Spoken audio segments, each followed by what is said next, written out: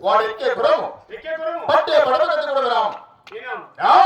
అంతేకాదు వాడి కూతురు పడవరాయంతో ఈ నామతో జగబోతున్న రామ మహామంత్రి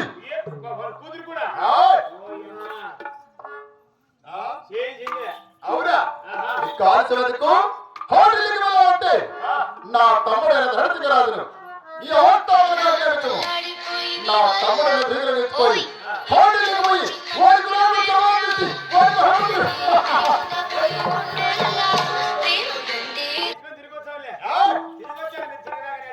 ఏడా